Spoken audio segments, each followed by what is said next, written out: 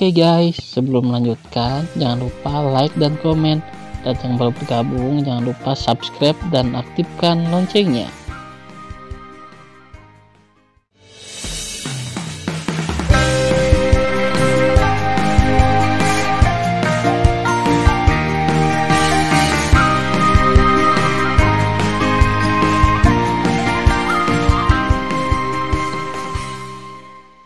Episode 380.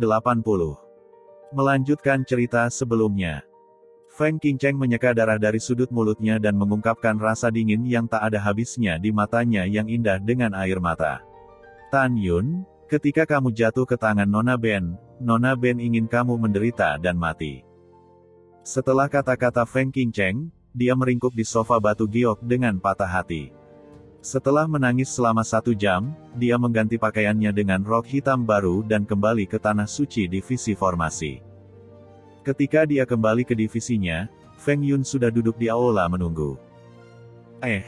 Feng Yun menatap mata merah dan bengkak Feng Qingcheng. Ia bangkit perlahan dari tempat duduknya. Qingcheng, ada apa? Tan Yun tidak akan menggertakmu kan? Tidak, kata Feng Qingcheng, menggelengkan kepalanya. Dia tidak akan pernah membiarkan Gao Su mengetahui hal memalukan seperti itu.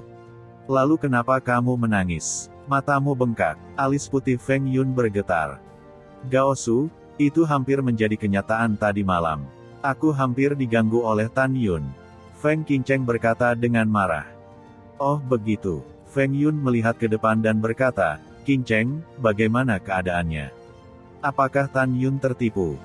Yah, kata Feng Qingcheng dengan senyum yang dipaksakan, dia benar-benar mengira aku adalah wanitanya sekarang.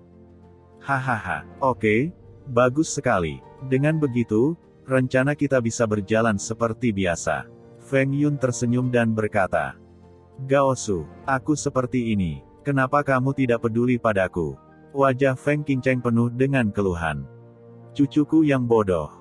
Feng Yun maju ke depan dan meraih tangan Feng Qingcheng dan berkata dengan sayang, mintalah Gao Su untuk mengatakan bahwa Tan Yun akan setia kepada keluarga Feng kita di masa depan, bahkan jika kamu menikah dengannya. Gao Su, kamu, wajah Feng Qingcheng merah. Bocah bodoh, dengarkan Gao Su. Feng Yun berkata dengan persetujuan. Kamu harus percaya pada visi Gao Su. Tan Yun bukanlah benda di kolam, tapi keajaiban segala usia. Jika dia benar-benar bergabung dengan keluarga Feng, kurasa ayahmu bersedia membiarkannya menjadi menantu yang cepat. Kamu adalah patriark berikutnya. Jika kamu dan Tan Yun bertanggung jawab atas keluarga Feng, sudah dekat bagi keluarga Feng kita untuk memulihkan kemakmurannya di zaman kuno. Hanya klan Feng yang cukup kuat untuk mengambil kembali yang hilang, mengerti? Mendengar pidato itu, Feng Qingcheng berkata dengan berlinang air mata, aku tidak akan menikahi Tan Yun. Aku akan diam. Feng Qingcheng berbalik dan baru saja keluar beberapa langkah. Dia tiba-tiba melihat ke belakang dan menatap Feng Yun, Gao Su, dan Tai Xuanzong mengalahkanku di gunung kuno Huangfu. Kapan kamu akan membunuhnya? Feng Yun terdiam lama dan berkata, kamu tidak bisa membunuhnya sekarang. Sekali kamu membunuhnya, Tan Yun mungkin tidak akan menjadi pemimpin dalam 9 tahun. Gao Su telah memutuskan bahwa ketika tenggat waktu 9 tahun mendekat, dia akan bertarung dengan Tan Yun sendiri. Jika dia tidak ingin bergabung dengan keluarga Feng, maka Gao Su akan mengancamnya dengan nyawamu. Jika dia tidak menambahkan orang dengan cara ini, Gao Su akan menyingkirkan dan Tai Xuanzong dan membalaskan dendammu sebelum dia berduel dengan putra dan putri suci dari semua divisi. Tentu saja, Tan Yun juga akan mati. Feng Qingcheng berkata, jika Tan Yun bergabung dengan keluarga Feng, kapan Gao Su akan membunuh dan Tai Xuanzong? Feng Yun berkata sambil tersenyum, kalau begitu tunggu Tan Yun setelah dia membantu Tan Yun naik tahta patriark. Feng Qingcheng mengangguk dan berjalan di luar aula. Qingcheng, ini kuilmu. Bukankah kamu sudah berlatih? Kemana kamu pergi? Feng Yun tersenyum gembira. Gao Su, Qingcheng akan retret setelah berurusan dengan beberapa masalah sepele. Setelah Feng Qingcheng meninggalkan sepatah kata pun, dia terbang keluar dari kuil dan datang ke sumber air panas alami di Haosan. Dia meneteskan air mata dan membasuh tubuhnya untuk menghilangkan rasa malu yang dibawa oleh Tan Yun padanya. Penatua penegak hukum Gerbang Suci, Yuan Feng, secara pribadi memimpin ribuan murid inti dari penegakan hukum Gerbang Suci untuk berlutut di udara di atas tanah suci divisi berjasa. Dalam hati Yuan Feng Jun, Tan Yun adalah tuannya. Oleh karena itu, dia secara pribadi duduk di kota untuk menjaga Gerbang Suci berjasa. Gongsun Yangchun di kursi roda memiliki wajah yang suram dan mengerikan. Dia dapat melihat dari situasi saat ini bahwa Patriark ingin melindungi Tan Yun. Pada saat yang sama, dia juga tahu bahwa penjaga kematian keluarga Jin di tingkat alam jiwa yang dia kirim dalam waktu singkat tidak dapat memasuki divisi layanan berjasa untuk membunuh Tan Yun. Ketika Gongsun Yangchun marah, dua orang sama-sama marah. Pertama, Zhu Daosheng, kepala Gerbang Suci Jimat, diperintahkan oleh putra mahkota Tuoba Lin untuk mendengar berita kematian Tan Yun sesegera mungkin. Jika masalah ini tidak ditangani dengan baik, hidupnya tidak akan dijamin. Yang lainnya adalah leluhur besar Fumei Jenderal Suci Dinasti Suci Tuoba, Tuoba Qingtian. Pangeran Tuoba memerintahkannya untuk memenggal kepala Namong Ruksue dan memberikannya kepada guru suci Namong sebagai Huang Fu Sengsong. Dia ingin menimbulkan masalah sehingga dinasti Namong akan mengirim pasukan untuk menyerang Huang Fu Sengsong untuk melemahkan kekuatan dinasti Namong. Pada saat yang sama, biarkan dinasti Tuoba memanfaatkan kekosongan di belakang dinasti Namong untuk memasuki dinasti Namong dalam satu gerakan. Tuoba Qingtian tahu bahwa dalam situasi saat ini, sulit untuk memenggal kepala Namong Ruksue jika Anda ingin memasuki tanah suci layanan berjasa. Dia tidak berpikir bahwa hanya Yuan Feng Jun yang bisa menjaga tanah suci layanan berjasa. Menurutnya, 22 leluhur dari faksi penegak hukum harus memiliki seseorang yang bersembunyi di luar tanah suci layanan berjasa. Bahkan jika mereka mengunjungi secara langsung, mereka akan mati. Dengan perasaan tertekan, Tuoba Qingtian pergi ke aula es di Gunung Salju dan memberitahu Pangeran Tuoba, Tuoba Lin. Ketika Tuoba Lin, yang dalam suasana hati yang aneh, mengetahui kebenaran dari masalah ini, dia masih tidak marah. Dia baru saja menjulurkan jari anggrek ke kepala Tuoba Qingtian dan berkata, "Putra mahkota akhirnya akan memberimu 10 tahun. 10 tahun urusan internal akan mengirim kepala Namong Ruksue ke dinasti suci Namong." Mata-mata lain yang ingin membunuh Tan Yun telah mengambil keputusan dan bertindak sesuai dengan keadaan. Hari ini, leluhur 5 jiwa, angin dan guntur, jiwa kuno, jiwa binatang, jiwa suci, rune dan semuanya secara pribadi menunjukkan putra dan putri suci divisi mereka sendiri menantang Tan Yun di masa depan. Bantulah putra dan putri suci ini meningkatkan kekuatan mereka dan mengajarkan keterampilan unik. Saya harap mereka dapat mengalahkan putra dan putri suci lainnya setelah membunuh Tan Yun, dan akhirnya bersaing untuk posisi patriark. Sekarang seluruh sekte suci Huang Fu, murid, hingga leluhur besar dan pemimpin dari semua divisi, tahu bahwa 9 tahun ke depan bukan hanya angka. Sungguh 9 tahun yang luar biasa. Dalam 9 tahun terakhir, pola Huang Fu Sengsong akan sangat berubah. Pada saat yang sama, Tan Yun, yang sudah berada di lantai 4 menara suci yang indah, tahu bahwa 9 tahun kemudian adalah waktu untuk mengubah takdirnya. Ini juga merupakan langkah maju yang besar di jalan balas dendam. 1 hari berkultivasi di menara suci 4 lantai setara dengan 3 bulan di luar. Tan Yun sombong. 9 tahun kemudian, dia akan muncul dengan kuat di depan dunia. Sejak Tan Yun kembali ke lembah peri nomor 1, di tanah suci pelayanan berjasa, dia membiarkan keratua berlatih di lantai 3. Biarkan singa naga emas berkultivasi di menara suci lantai 2. Dia tahu bahwa 9 tahun kemudian, keratua dan singa naga emas itu akan menjadi tangan kanannya dan tongkat terbesarnya. Karena kera besar dan tua yang diwarisi oleh Dewa Naga Emas dan Dewa Naga Ajaib memiliki kecepatan kultivasi beberapa kali lebih cepat daripada binatang buas biasa. Saat ini, Tan Yun duduk bersila di lantai 4 menara suci yang indah, mengendalikan api Hongmeng hingga 50 kaki, menelan atribut api-api urutan suci yang lebih rendah, api suci Tianxuan.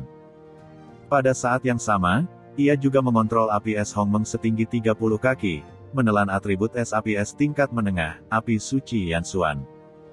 Api Tianxuan, yang tingginya hingga 50 kaki, menyusut perlahan dalam paket api Hongmeng dengan kecepatan yang terlihat dengan mata telanjang. Api suci Yansuan hingga 80 kaki, ditelan oleh api es Hongmeng, juga menyusut perlahan. 3 tahun kemudian di Menara Suci, api Hongmeng menelan api suci Tianxuan, melintasi tahap awal level 5 dari puncak level 4, dan memasuki kesuksesan kecil level 5. Ia memiliki kekuatan untuk membakar senjata Zun kelas menengah menjadi ketiadaan.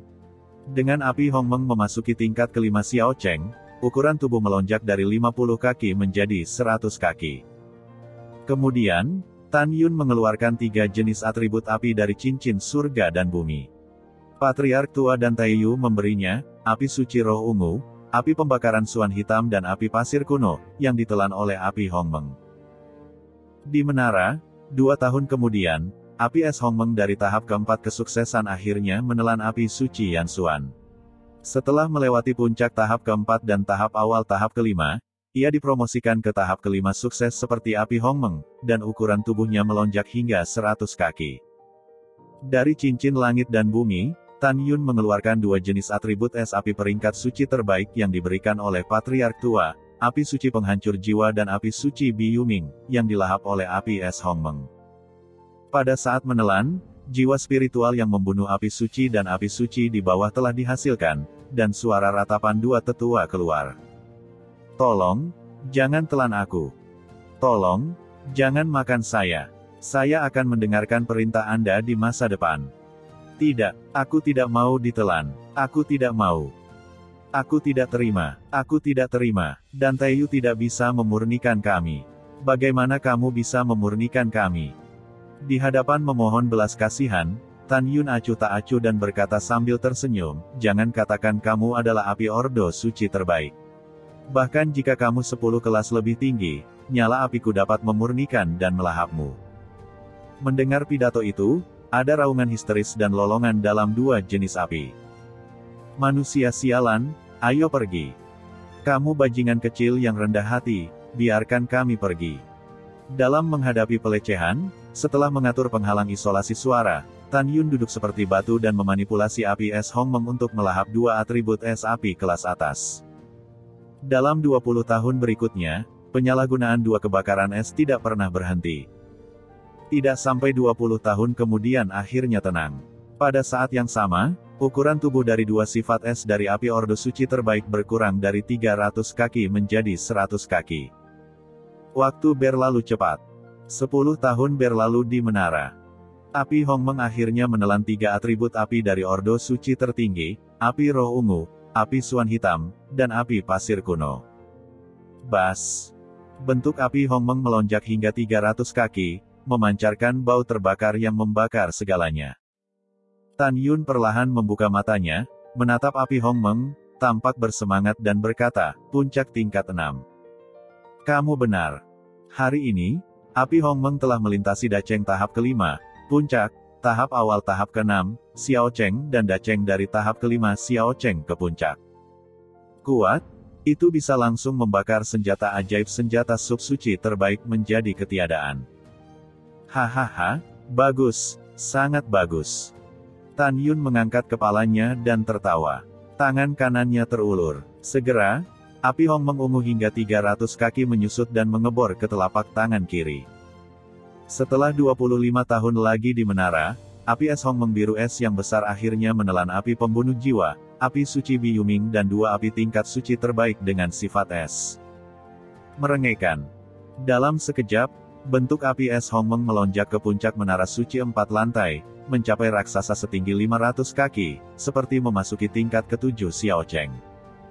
Itu berarti Anda dapat melelehkan senjata ajaib dari peralatan suci terbaik. 7 langkah Xiao Cheng, sangat bagus. Tan Yun menahan suasana hatinya yang melonjak dan mengumpulkan nyala es Hongmeng ke telapak tangan kiri. Wajah tampan Tan Yun menunjukkan senyum puas 7 poin dan senyum nyaman 3 poin.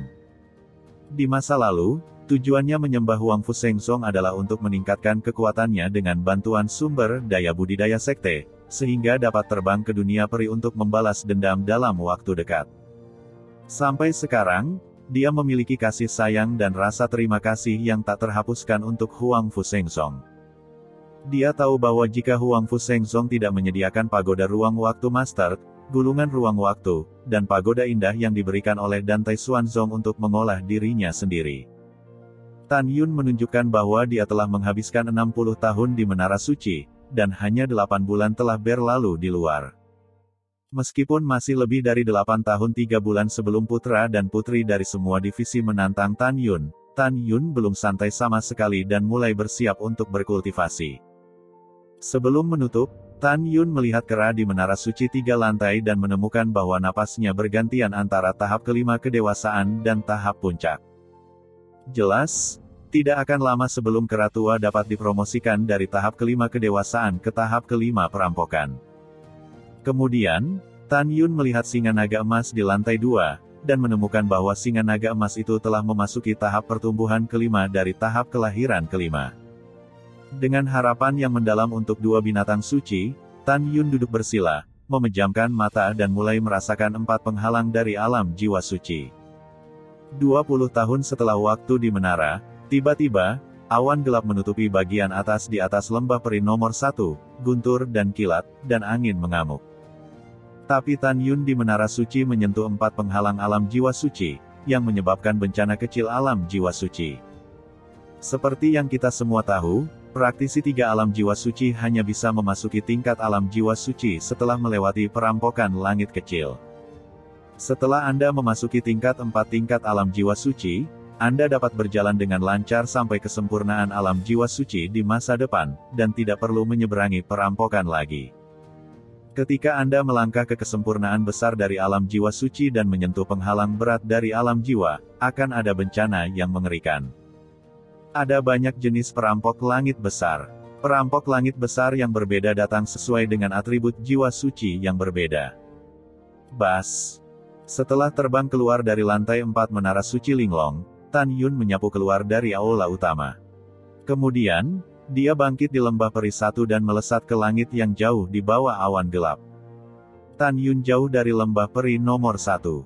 Secara alami, dia tidak ingin mengubah lembah perinya. Tan Yun mengenakan jubah ungu, seperti cahaya ungu yang terbang melintasi langit, dan akhirnya berdiri di langit di atas pegunungan yang menjulang tinggi. Pada saat ini, awan gelap yang menutupi jarak 6.000 mil dan menghalangi matahari dengan cepat mengembun di atas Tan Yun. Angin kencang menghancurkan bumi, menghancurkan pohon-pohon kuno yang menjulang tinggi di pegunungan satu demi satu. Monster Orde Pertama dan Orde Kedua di pegunungan takut merangkak di tanah. Anak-anak kecil, cepat pergi dari sini, atau kamu akan hancur berkeping-keping. Tan Yun melihat ke bawah ke pegunungan dan minum dalam-dalam. Segera, monster di pegunungan menatap Tan Yun. Ketika mereka menemukan bahwa manusia di langit tidak akan melukai diri mereka sendiri, mereka melarikan diri ke pegunungan yang jauh.